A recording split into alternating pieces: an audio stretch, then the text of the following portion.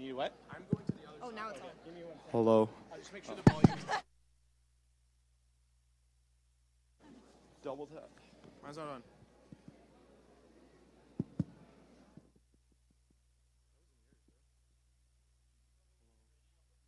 This one's not on.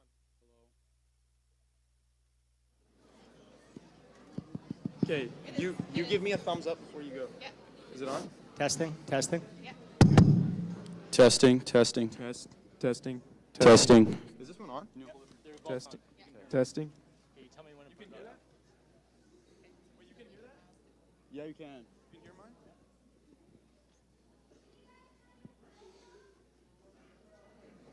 I'll tell you when. I don't know where he went. Good.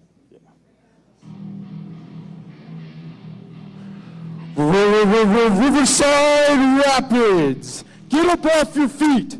You've been waiting for this moment all semester. Welcome to the 2024 Grade 11, Grade 12 Spoken Word Competition. Myron Smith, Sheehan Pancho, and Evangeline Fontana will be your MCs. Are you ready? Riverside, it's time!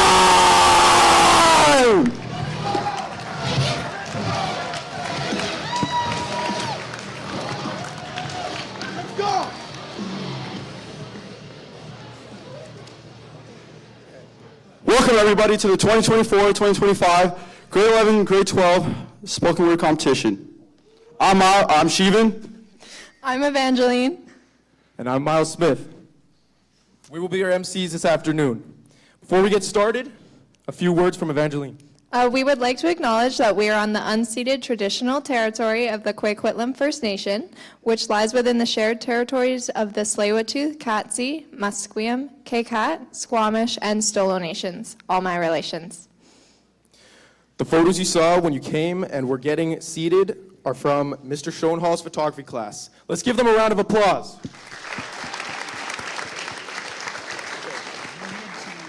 Spoken word, and then you read from We are introducing a new element to our finals. We're now offering a People's Choice Award. This means that after each block, we'll project a QR code link to a Microsoft form.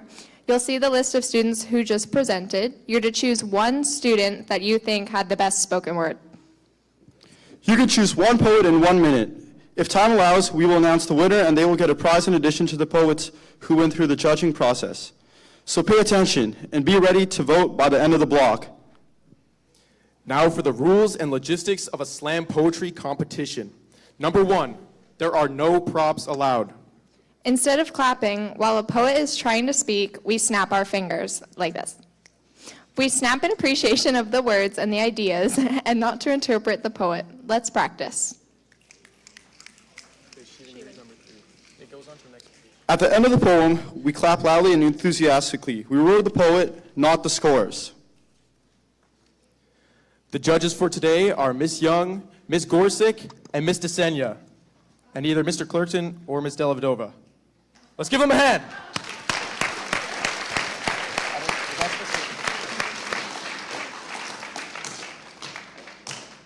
They score the poem between 1 to 10 based on the words, the meaning, and the presentation.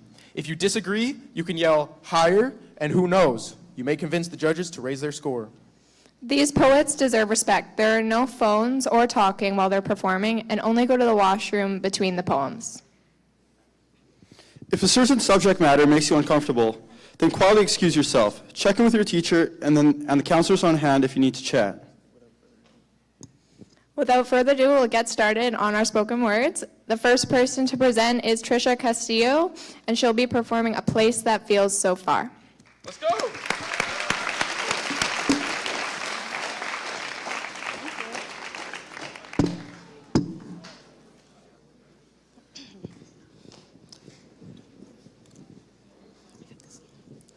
I am a girl in a place that feels so far, where words twist and turn like an unfamiliar song. I wonder if I'll ever find the rhythm, or if this beat will always trip me up. I hear voices loud and fast, like a water full of words I can't catch. I see faces that smile. Their smiles like an open door, but their eyes ask questions. Questions that I don't know how to answer. They invite me in, yet I hesitate to come in, wondering if my silence will speak for me or will just see a girl out of place, still unsure. I try to swim, to stay afloat, but the current pulls me down and I find myself gasping for words, searching for breath between sentences I can't hold. I am the girl who wishes she could speak her heart, who holds her words like secret, too precious and fragile to let them fall. They sit here resting on my tongue, but still, I'm stuck with whispers that only echo in my mind. I pretend that I belong here, like I know the tune, like I know the dance, but I hope that someday this ground will feel steady beneath my feet. I feel the weight of every word I don't say, every joke I don't get, and every conversation that slips away like sand through my fingers. I touch the pages of books filled with the language. Those words were swirling, floating, dancing away from me. I press my fingers to the ink, hoping it will soak in, hoping I absorb this language like breath, but still, it feels like stranger, an unfamiliar rhythm that leaves me stumbling. I'm trying so hard to find my voice, a rhythm that I can call my own in a sea of words that don't quite fit. But I understand that this is a process, that one day walls between me and this word might fall, and I say to myself, be patient. But patience feels heavy on days when I just want to be understood. I dream of the day when I don't have to pause before every word, when my tongue doesn't trip over syllables that feel foreign in my mouth. I try to embrace this new life, this new language, but some days it feels like a coat that's too big for me to wear. I am the girl who is learning, who is growing in the cracks of uncertainty. I hope that one day I'll speak this language like my own, that I'll walk through this place and feels like I belong. I'm still a girl in a place that feels so far, where words still twist and turn like a familiar song. But maybe someday I'll find a beat that moves with me, a rhythm that carries me forward. I am a girl in a new country. Though the journey is tough, I'm finding my way, and I hold onto the hope that one day this place will feel like home.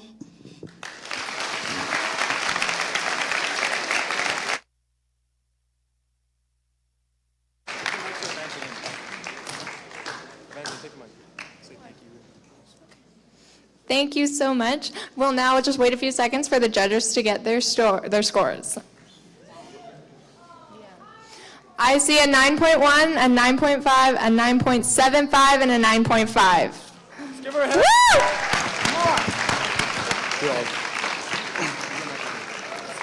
Next, we have Sarah Fung presenting My First Fear. Let's go.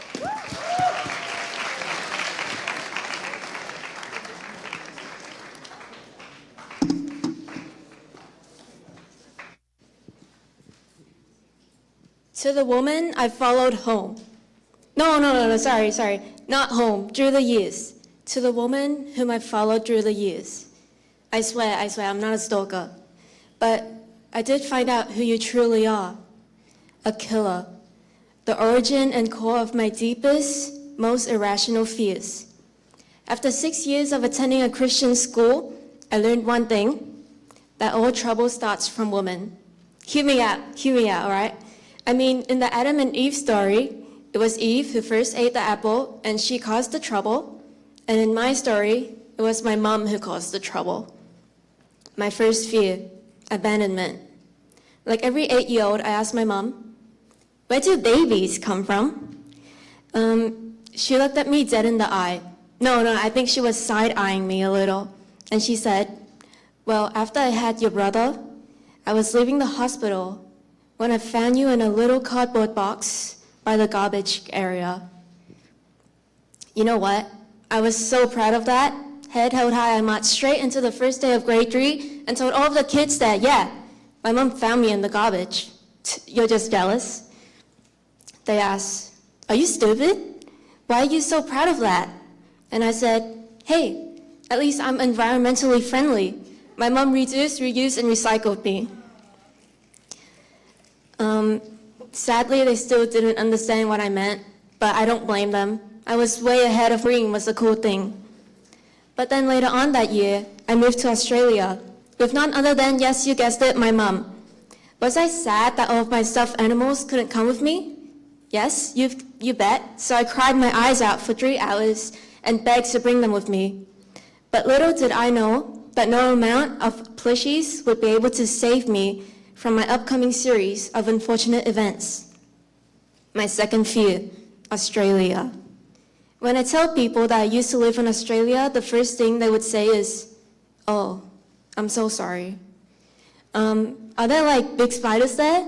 Or like those giant snakes and crocodiles? No. The spiders are small, only like a 90% chance that they are venomous, and it's no big deal. Just a slight chance that you could get immortalized in some nature documentary. Anyways, my mom worked a lot, so I was often home alone. The first spider I saw there was a redback. It lived in the windowsill by my bed, just chilling like it owned the place. And because I was home alone, I had to come up with a plan, a genius plan. Step 1, spray the spider. Step 2, if that doesn't work, I'll use a fly swatter to knock it onto the floor.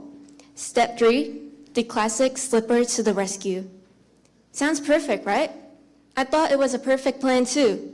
And it was, until I Googled it and found out that redback spiders are highly venomous. But then I remembered my grandfather fought in the war. So as his descendant, I am obligated to establish dominance, eliminate the enemy, and protect my territory. With the spirit of a warrior and that 25% of my grandfather's DNA within me, hopefully I did the math right, I flung the fly swatter like I was actually fighting in a battle. Whoosh! I missed. The spider jumped on me, and I'm pretty sure I screamed like a professional opera singer. But after all, that is only what I wish to say, because instead of confronting my fears, I did what any brave child would do. I slept on the couch that night. Yes, I gave up. The spider won, and it took over my room for like the next 3 days. But overall, I did learn something. That I'm not scared of the spider anymore. Last but not least, my third fear, the dark.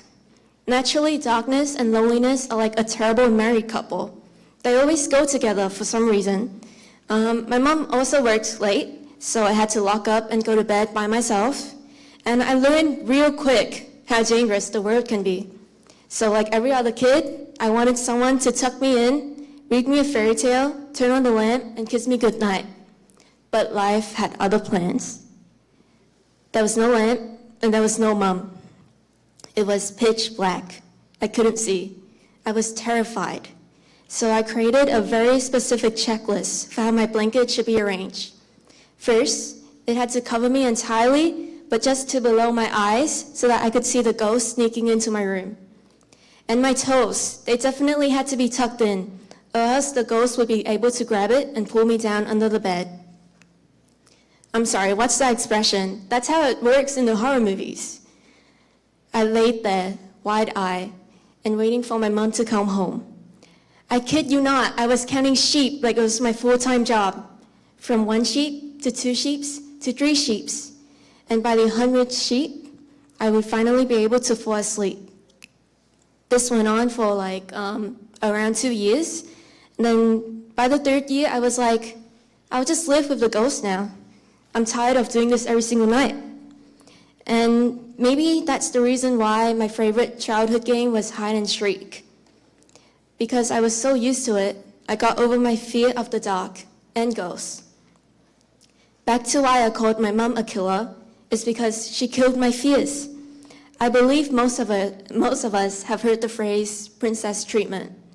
I'm so sorry, I know it's cringy, but let me tell you, I was born to be a princess, but unfortunately I was forced to be the knight. It sounds weird, but let me explain. For example, babies are blissfully dumb and brave, so they'll be willing to do anything that you tell them to do. They're not scared of anything. But as we grow, we experience pain, sadness, and heartbreaks, which means that our courage steadily shrinks over time, and eventually we'll forget that our courage is even there within us. But let me tell you something. We would have to find our own courage again sometime, whether it's to ask out that cute girl, or to pretend it didn't hurt when you fell in public, or to stand up here and make a fool of ourselves in front of the school. So I'm roasting the school back. If school taught me that all trouble starts with women, then my mom taught me something much, much, much better. Time keeps moving whether we face our fears or not, so it's better to do it scared, and in the words of Nike, just do it. Thank you.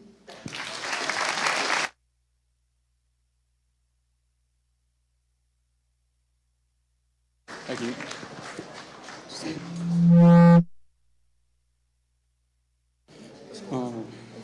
Thank you, Sarah, for that spoken word. Now, can we please see the scores, judges? We have a 9.1, 9.3, 9, and an 8.7. Let's give Sarah a round of applause. Can I use your mic? Yeah, it's louder.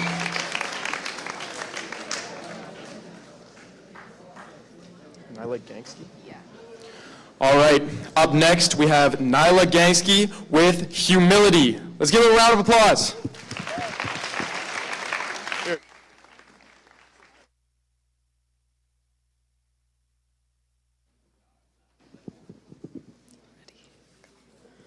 Words. They flow from our lips like rapid. Sorry, I messed that up. Words. They flow from our lips like. Is it too close? Is it good? Okay. Words. They flow from our lips like rapids, carving out landscapes in the minds of others, shaping our reality. Each syllable carries weight, each sentence a potential spark that lights a thought. In the stance of language, we wield a power that is both a blessing and a curse. Consider the simplicity of the greeting, hello. In a single word, we bridge the gap between souls through the simple act of acknowledging one another. We create connections, we build bridges, but we underestimate just how fragile these bridges can be, how they can come crumbling down with a single careless remark. Shut up. How often have these two words silenced a voice, extinguished a flame? In an instant, they can turn a heart from open to guarded, from trusting to wary. Words can be daggers, slicing through the fabrics of self-worth. Think of the things we tell ourselves. I am not enough. How many times have we played this mantra in our minds, letting it echo and consume our thoughts, each repetition building a prison of doubt, locking us from our potential, from our purpose? Yet, the very same voice can inspire, can uplift. You are capable. In these three words, we find the key to our own liberation. Words shape our thoughts and our actions. They influence how we view the world and how the world views us. Imagine a world where positivity flows with the abundance of water, where encouragement is the norm, kindness the currency. What would that reality look like? But let's not forget the darker side. Words can spread like wildfire, ignite anger, fear, and division. You don't belong. These words, simple yet profound, can fracture communities, fuel hatred. They remind us that language, too, can be a weapon. One sentiment of hatred can outweigh 100 of love, so we find ourselves at a crossroad. We have an opportunity each time we speak. We create ripples through the universe and having no idea the effects they will have on others. In our hands, we hold a pen. Will we choose to write a story of hope, or will we let the darkness seep in? With each conversation, social media post, text message, we have an opportunity to uplift or to destroy. Let's choose to uplift. Let's be the architects of our reality. Let's fill the air with words that heal, words that inspire, words that unite. Because in the end, it is our words that shape the world. It is our voices that can turn the tides. Let us speak with intention. Let us listen with an open mind. And let us never underestimate the power we wield with every word we share. So let's rise and choose our words wisely, because the world is listening.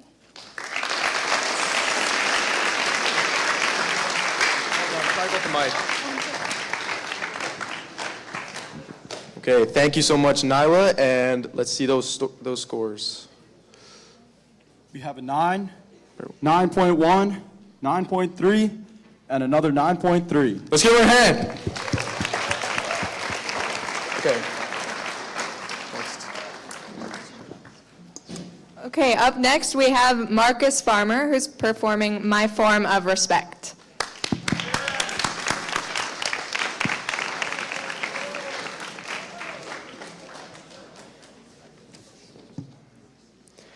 Respect. Something that I wonder about, something that maybe needs to be explained in today's society. Respect is more than just choosing to respect your parents, your elders, and your teachers. It is about respecting all those around you and everyone whom you interact with. Though that form of respect may differ from person to person, I believe it should always be demonstrated as everyone and everything deserves some level of respect. Respect is more than just a deference to someone in a higher position. It is choosing to appreciate someone's value. Respect isn't just given based off of someone's worth, be it financially or skill-based. Respect isn't just given based off someone's life experiences. It is given because of an individual's uniqueness, skills, experiences, and views. Everyone deserves to be respected whether you agree with them or not. Respect is far beyond the simple idea of, oh, I like this person, therefore I respect them. They are still a person with their own talents, experiences, and views and deserve due respect for that. Respect is important to be given to everyone as that forms a functioning society. In places where respect for one another is non-existent, you lack an enjoyable social community. An example of this is best found in politics. Politicians and the people who vote for them will sometimes have no respect for their opposition, primarily because they don't like their ideas. Not showing that respect leaves these people with nothing more than pointless arguments that don't go anywhere. Having the respect for someone to at least acknowledge their views and opinions is important, as you can have a real, meaningful conversation that goes somewhere. Respect goes far beyond people, though. Respect for all living things around you and that benefit your life. For example, the trees that provide clean air, wood for all your comforts and their natural beauty. Respect is also for those material possessions you might have. Respecting material possessions may sound ridiculous, but it's actually pretty fair. I'm talking about the things that you bought for yourself or someone bought for you. These are something that you must pay for, but more importantly, some put effort into making them and designing them. By respecting these things, it shows respect to the effort put into making them and the effort put into just getting them to you. A personal reflection on this, and the example I like to use, is my martial arts uniform and belt. I have been training for 12 years, and throughout that time, I have gone through many uniforms and many belts. Though the color and the significance of the belt may have changed as time went on, the principle of respect towards them hasn't. The way I like to think of it is I put 12 years of dedication and training to achieve my belt and uniform. But more importantly, it's a physical image of my seniority in our school. And by treating it with respect, keeping it clean, unwrinkled, and undamaged, it shows that I deserve that seniority I have achieved. My point is that respect should be given to everything, including material possessions, as those material items came from someone and were made by someone. When you respect those items, it goes to show that you have respect for the people that were involved in getting it to you. Respect is something that should be given to everyone and everything. Respect, a backbone to our society.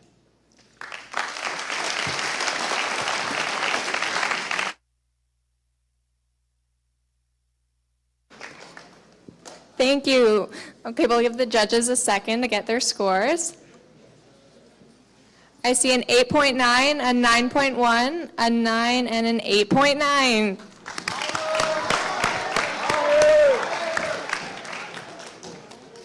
Who's next? Sheevan. Next, we have Angeline Angostura presenting Silent Symphonies. Let's give her a round of applause. It's okay. Within me, there is a colossal catastrophe between the cunning calls to chase my dreams and achieve great things against the cruel and caustic calamities of my current adversities. It seems it is now a necessity to silence the symphonies I used to sing to stars I once thought were made for me. They said it's time to cage who I believe I am meant to be, fall out of lucid longing for glory, and so I sink infinitely into abyss surrounded by the static hums of lifeless reality.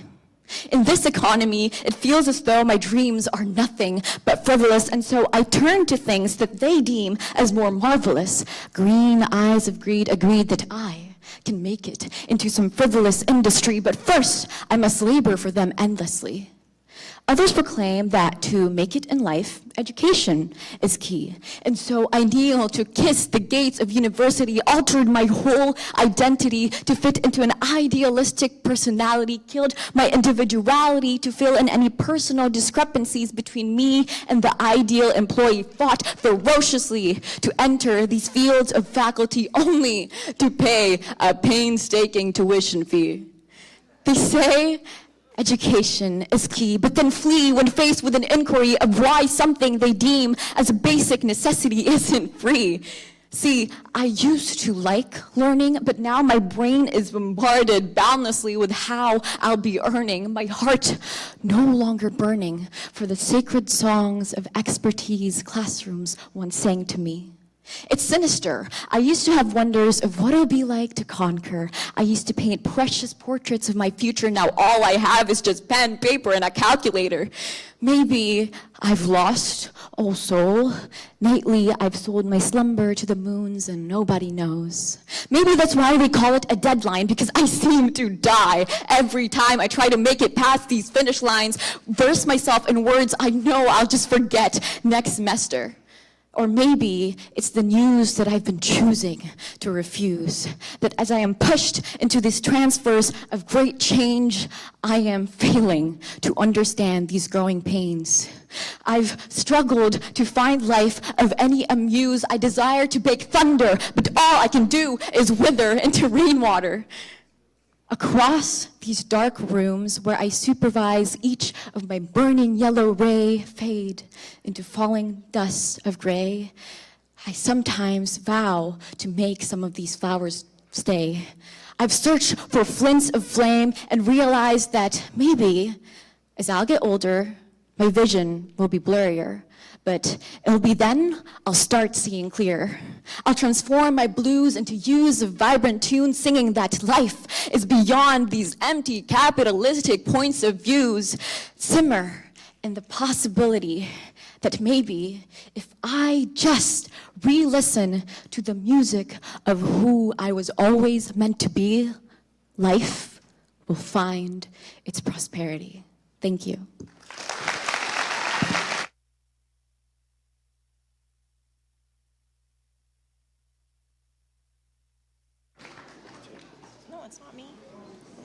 Okay, very good job.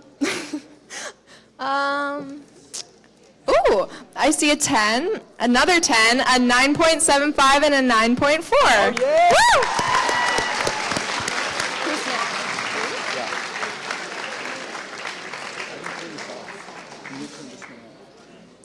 Alrighty, up next we have Matthew Harford with O Canada. Let's give him a round of applause. Here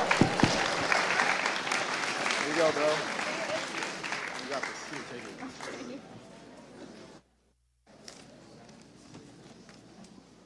Ooh. Where's the microphone? All right. O Canada, our home and native land. You know something I can't understand? The lack of an apostrophe, but still using apostrophe. O Canada, our home and native's land. We changed our anthem once to make it inclusive, from all our sons command to all of us command. Now this change doesn't have to be exclusive. Julie Black sang for change when she used her vocal range. She sang, our home on native land. Now you may find it odd why I care, because you can't really tell from my hair, my skin, and how I speak, but I'm Indigenous, First Nations, Aboriginal, an Indian, as my grandma likes to say. I belong to the Squamish Nation, like my grandma, Flantana, or Anita, her dad, Ben, and her grandma, Elizabeth. O Canada, our home on natives' land. The Indian Act has been changed but not renamed, still bearing the name that was used to jeer and smear my grandma and her siblings just because they didn't appear to adhere to the same culture as their peers. But you know what? My grandma wasn't Indian back then, and it wasn't until 2017 when she got her status. Ben got his, 2003, 18 years after Bill C-31 passed. Elizabeth hadn't gotten hers back before she passed. Now I've registered with the same name that others don't dare utter because it's racist, but I can still hear it muttered, talking about my people. O Canada, our home and native land. I used to be ashamed of my heritage because I thought my skin wasn't dark enough. I didn't live on a reserve. I didn't know what it meant to be Indigenous. I was scared to go to events where my people would be because I feared being antagonized, of being the color of those who colonized. But what my pint-sized younger self hadn't realized was that nobody cared that I was urbanized.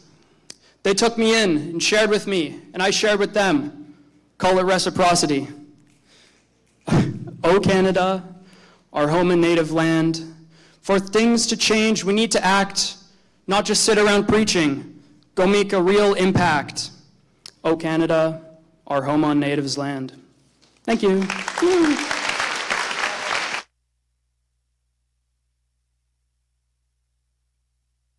Thank you, Matthew, for that powerful poem. And we'll give the judges a moment here. We'll give them both. Okay, I see a 9.5, a 9.6, a 9.7, and a 9.5. Let's give them a hand.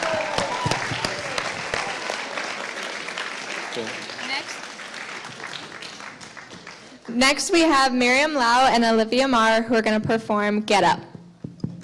Let's go. This one's a lot quieter. Do you want- a lot louder. Sorry. Thank you.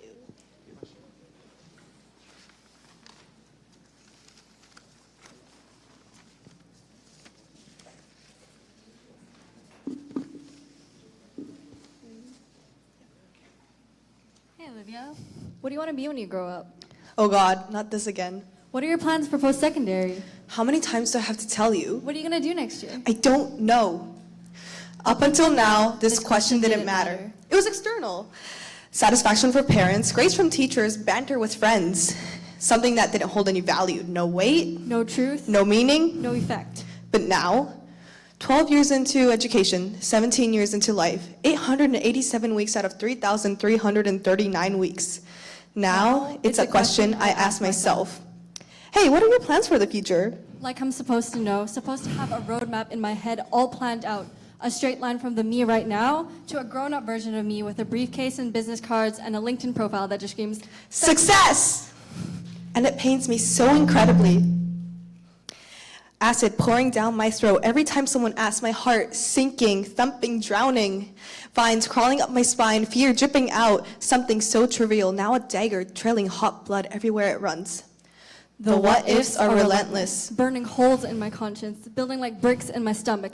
And I'm scared. Scared of slipping, scared of stumbling, sinking deeper and deeper until I'm left with nothing And but a- regrets. And a list of things I should have done differently. Everyone says the world is wide open. With endless roads and boundless space, I can be anyone I want, go anywhere I please. But right now, all that space just feels heavy, suffocating, like being wrapped up so tightly in a blanket that you can't breathe. What if I'm wrong? What if I'm not cut out for this? What if this is not who I want to be? What if I dive headfirst, no life jacket, only to find that I can't quite reach the bottom, with no lifeguard on duty and no way out? Everyone around me talking about dorms and degrees, colleges, majors, and programs that sound like foreign languages, like cryptozoology and phlebotomy. What even is that? I'm running a race, each step a different choice, struggling to keep Up with everyone else, searching for a line that I'm not sure even exists. I'm scared I'll misstep, go off track, lose myself in someone else's expectations. Forget who I am in pursuit of who I'm supposed to be. But it's just that. Someone else's expectations. Of somebody who has no idea of who you are, of your identity, of your hobbies, of your interests, of the possibilities that are kept inside of you that even you don't know about. Do not get overwhelmed. by the endless cycle of search, because the search is what builds us, and we build everything around us. Real strength is taking that step. Pushing forward into the fog, into the unknown, looking for a glimmer of a future that's all my own. Turning to face the sunrise, peeking out over the horizon That you'll never be ready for, but you'll always be yearning for. So maybe this is what it's all about. Life is a bumpy road. There will be times when you fall, but you'll learn how to get back up again. Thank you.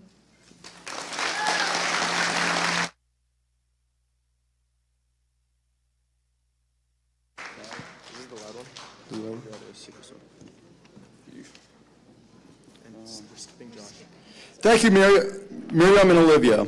Judges, let's see those scores. We got a 9.3, you go, 9.2, 9.1, and a 9.6. Let's give them a round of applause. Now, we have Troy Schoenmaker and Armand Adley with The Taco Bell Tragedy.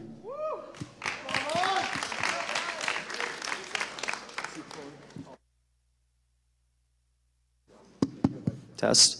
Testing, testing.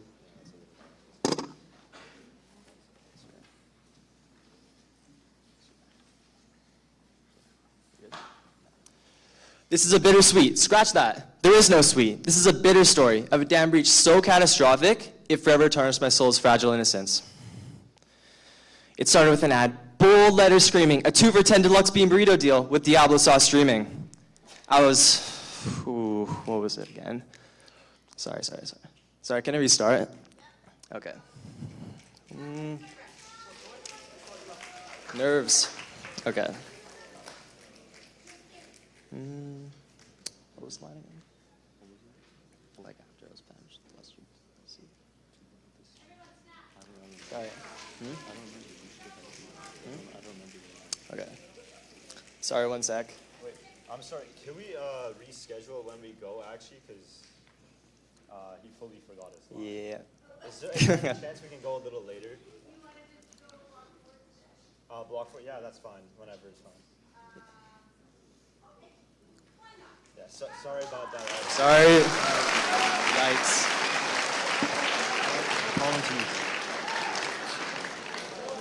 Thank you, Troy and Armand. We'll see you guys in a little bit. Now we have Amy Lee with the texting game. Let's give her a round of applause.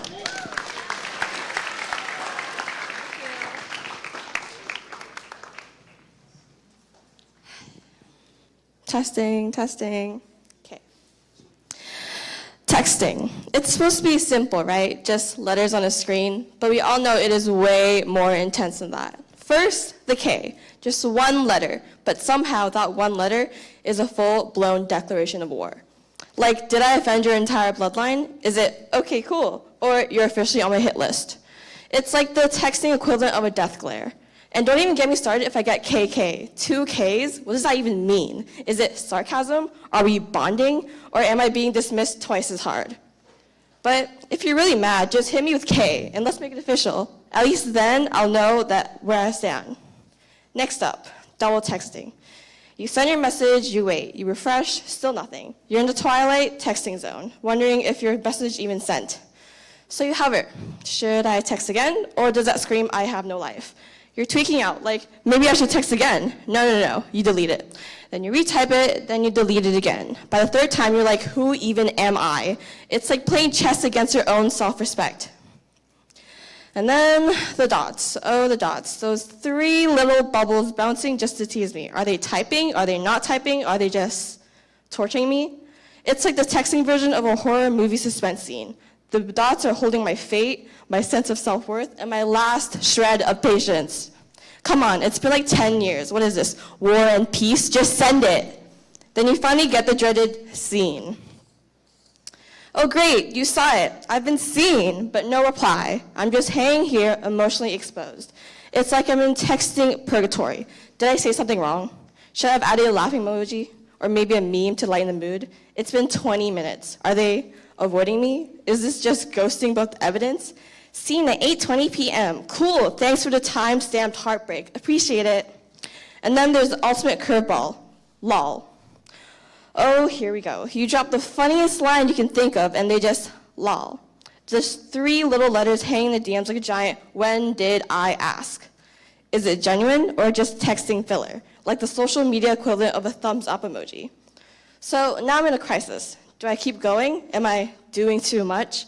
Is this lol a signal that we're done talking? It's like a silent sign-off, as if they're saying, all right, shut up.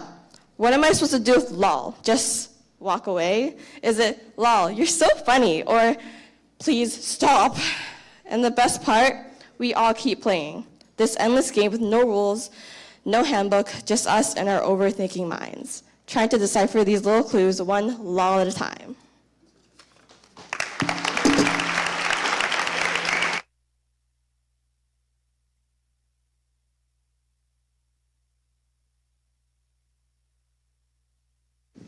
Thank you, Amy. Judges, let's see those scores.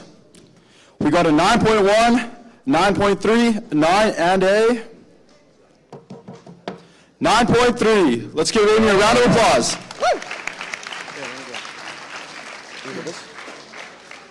Thank you. Okay. Up next, we have Dane Choi with If Life Gives You a Chance. Let's give him a round of applause. Here you go.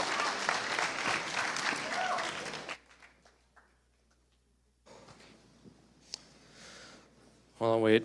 Okay. Have you ever really sat down, and I mean really sat down, to squeeze the true meaning behind the phrase, if life gives you lemons, make lemonade? It's a cliche. I get it. You get it. We all get it. Your mind skips past it like an old book gathering dust on the shelf. Yeah, lemons, lemonade, whatever. You acknowledge it's there, but have you ever given said book a true good read and begun to analyze its fine lines of detail? Picture it. You start with nothing, zero.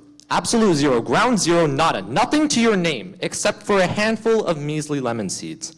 Plant them in your backyard, water them with your sweat, nurture them with your breath. Days turn into weeks, weeks turn into months, and after a million years, you finally end up with a handful of baby lemons. Unripe, hard, green, but still, lemons. Lemons that were brought into this world thanks to your never-ending efforts. And if you wait, if you keep tending to them, if you keep believing in them, if you keep providing for them, the lemons will provide for you too, flourishing into a harvest of golden, juicy, sweet, sparkling, sour little treasures. Turn them into lemonade, sure, or zest, or pie, or soap. The world is your canvas and lemons are your paintbrush. But wait, why only lemons? Why not apples or oranges or pineapples? Why are our minds confined to this yellow citrus prison? We're manufactured, programmed, and wired as robots to detect the lemons and only the lemons. Opportunity presents itself as lemons, as a sour fruit, only because we were ever told it would be in a sour fruit. But what if life gives you apples, or guavas, or pomegranates, or some other vegetation that you don't even know how to pronounce? We don't think. We don't choose. We only follow. Our brains are yellow yearning lines of code programmed to detect the lemons and only the lemons. Lines of code which order us to filter out the lemons from anything that refuses to look the slightest bit like a sunlit sour orb. But what if our brains are wrong? What if there will be fruits? What if there already were fruits that you've ignored because your tongue never tasted them, because your eyes never recognized them, because they simply weren't lemons? If life gives you lemons is just an old school way of saying, look for anything life gives you. Life may give you a bucket of lemons. Life may give you a single mango seed and a single drop of water. Take it, plant it, grow it, nourish it, cherish it, believe in it. Make something. Because lemonade isn't the only drink, and lemons aren't the only fruit. Thank you.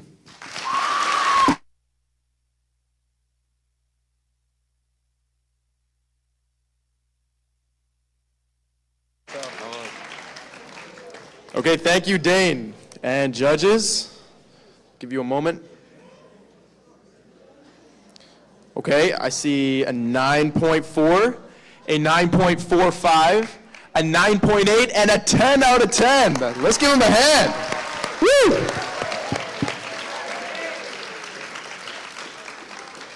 And up next, we have Mackenzie Palmer with Chaos. Let's give him a hand. I said that.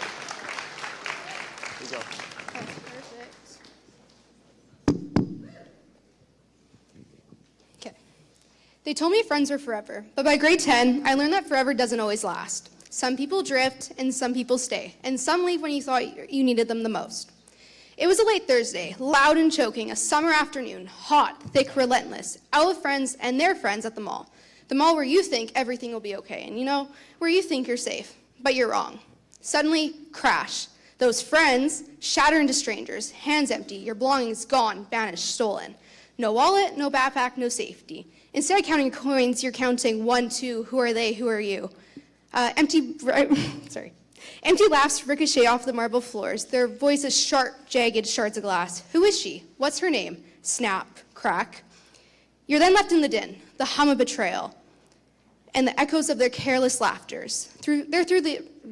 Laughters through the air, sorry. No rhyme, no reason, no friends, just noise. Louder, louder, and louder, till all that's left is silence. And you realize they don't even know my name. They're after me. The lights, red, blue, strobe after strobe, smearing the night into blinding chaos, flashing, spinning, tearing the dark apart. Your pulse mirrors the lights, red, blue. Faster, faster, feet slap against the pavement, but the lights never tire, and shadows stretch like claws. You're not alone, running together, side by side until a shove, a trip, smack. Knees crack against the ground. Laughters fade into the distance. Your friends disappear into the dark. The silence louder than the sirens. Click. The handcuffs bite, cold teeth on your wrist, a serpent of steel coiling tight, squeezing freedom to dust. The officer's voice, sharp as a blade, slicing through the air. The world is fractured now, and painted in shattered hues of red and blue. They got away. They left you behind, and they still don't even know my name. Bang, bang, bang, each strike louder than the last. The door shakes, the house rumbles like an earthquake. Through the peephole you see them, familiar faces twisted by shadows, eyes gleaming like shards of broken glass, smiles curved like blades. Your friends, no strangers, but they carry chaos in their hands. Knives flashing in the light, mace cans hissing softly, tiny metallic rails eager to erupt. Their voice rises, a clamor of betrayal, mocking, shouting, snarling, a violent melody that scrapes your skin raw, slithering through the cracks in the door. The air grows thicker, heavier, a suffocating fog, every breath coated in dread. The walls pulse with noise, each vibration a reminder. Safety is a fragile lie, and friends don't last forever. But then again, you don't even know my name.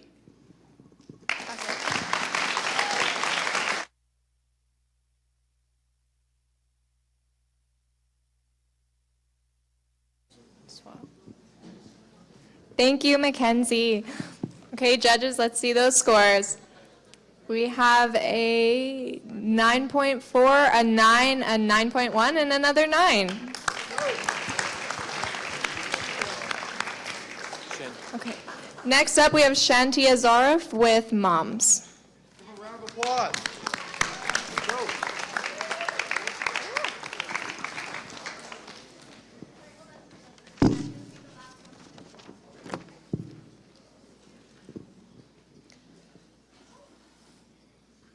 We're the puzzle she's been piecing together, each piece unique, impossible to replace. At times when I look at her, I can see my face. Moms, they've got this way of being gentle, strong, loving, and always ready to put family before anything. Moms, they're always there showing up when it counts. Mine sat in the crowd at my talent shows cheering me on. No matter how high or low the notes would go. For my brother, every match, rain or shine, she'd be there yelling his name from the sidelines. At times I laugh at her as she cheers on my brother loudly all the time. Come on guys, pressure! Knowing that other parents can hear, she doesn't care and will continue to cheer. I laugh, but then I reflect. This is the most supportive person I have ever met. The acts of kindness my mom does bring me the most joy, the small notes she would give me with that specific writing font. The text she was sending me, hyping me up because it's almost Friday. And her smile, that would make my day. My mom is the one who makes everything grow, not just the plants, but the people she knows. And when someone is feeling low, she will help them let go. The things my mom has done to help others, the kind gestures, and yes, even sometimes the lectures, but not the boring ones, the ones that lift you up when you feel down, the ones that make you turn your frown upside down. Sometimes moms say no, but you just want a yes to gaming for hours on end, a yes to going out with friends, a yes to following all the dangerous trends. She may say no now, but in the future you'll be grateful that not everything was allowed. My mom didn't need to buy tons of gifts for me.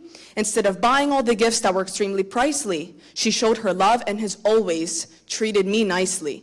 Humans tend to talk about what they'll do, making promises that sound good but never come through, saying, I'm always here for you, but love is not what you say, it's what you do. People say they'll be there, they say they'll care, but it's just words that they share. My mom is different. She doesn't have to say much because she's always showing it instead of saying it. The endless events she pulled off so well and continued to have a smile on her face. Oh, what a story to tell. I will continue to share the story to my own kids one day that my mom never let anything negative get in her way. Thank you.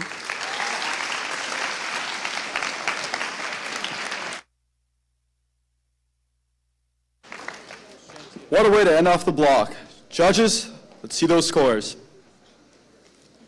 9.6, 9.5, 9.4, and another 9.4. Let's give it a round of applause.